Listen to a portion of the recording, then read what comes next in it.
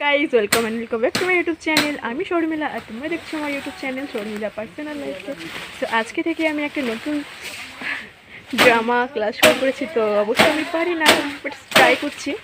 তো আজকে আমি বাড়িতে কী করছি না করছি সম্পূর্ণ তোমাদের সাথে শেয়ার করব। তো দেখো, বাড়িতে সবাই অনেক কাজ করছে, এর মাঝখানে আমি ভিডিও করছি। এতক্ষণ অবশ্য বাড়িতে কেউ ছিল না, ওই কারণে ভিডিও করছিলাম। এখন মনে হচ্ছে আর করাটা হবে না।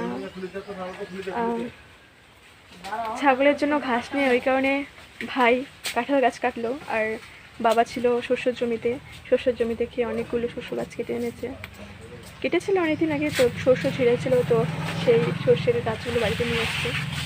তো আমার তো মনে হচ্ছে আর শ্যুট করা হবে না, কারণ বাবা এসছে, বাবা তো আমাকে এমনিতেই পছন্দ করে না।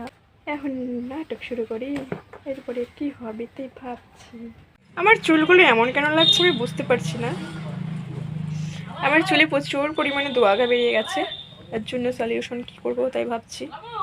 তো আর কি, বাবা আসছে বাড়ি মাঠ থেকে, আর সকালবেলা মানে কালকে রান্না করেছিলাম সে ভাতটা ছিল। তো আজকে এখন মনে হচ্ছে রান্না করতে হবে।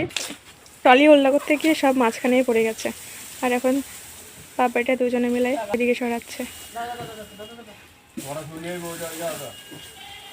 বাবাকে বললাম বাবা কি রান্না করব, তো বাবা বললো যে আলু সিদ্ধ ভাত করিস। তো আলু কেটে আমি এখানে রান্না চাপিয়ে দিয়েছি, উনুনে হালকা হালকা আগুন জ্বলছে।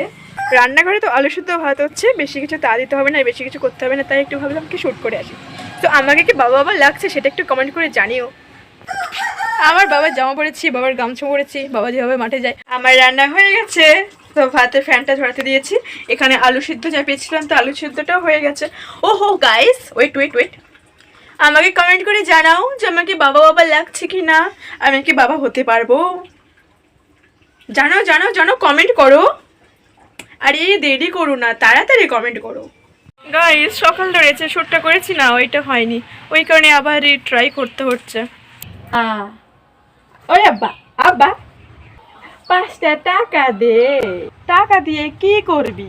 আব্বা স্কুলে লাগিবে 5 টাকা। আরে বলতো, আগের দিন যে তোরা 20 টাকা দিলাম, কি করলি? আব্বা ওই টাকা স্কুলে নিয়ে নিছে। ভাই রে ভাই, এই প্রথমবার আমি ছেলে হয়েছি, ভাই মজা লাগে গেল একদম, কি বলবো তোমাদেরকে।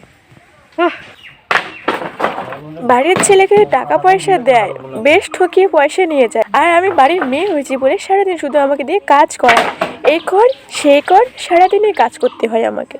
যাই হোক, জায়গাটা পরিষ্কার করে দিলাম, আর এখন টলি করে শস্যের হ্যাজা নিয়ে এসেছিলো, তো শস্য করা আর কি, এগুলো এখন এখানে ওল্লা করবে উঠোনের মাঝখানে। এই মা, তুলসী গাছটা সব ভেঙে গেল রে। টলির সামনের চাকাটা ওপরের দিকে উঠে গেছে, বাবা সামলাতে পারছে না, এবার কি হবে কে জানে। বাড়িতে বাবা একা এসছে, ভাইও কোথায় কে জানে।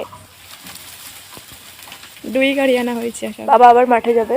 এখন প্রায় 4-5টা বেজে গেছে, এখন মা এসছে মাঠ থেকে, এর জন্য ঘাস নিয়ে এসছে। এখানে আছে 1 বস্তা সর্ষে, আর এগুলো হচ্ছে সর্ষের গাছ। তো মা বলছিল যে সর্ষে গাছগুলো ছাগল খায় কিনা, তো ছাগলকে দিয়েছে, দেখো ছাগল খাচ্ছে। বাড়িতে অনেক জ্বালানি কাঠ এসছে, দেখো এগুলো সব দিয়ে জ্বালানি করা হবে। একটু জামাটা পরেছিলাম বলে ও আমাকে কীরকম করেছে, আর দেখো এখন জামাটা পরে ঘুরে বেড়াচ্ছে।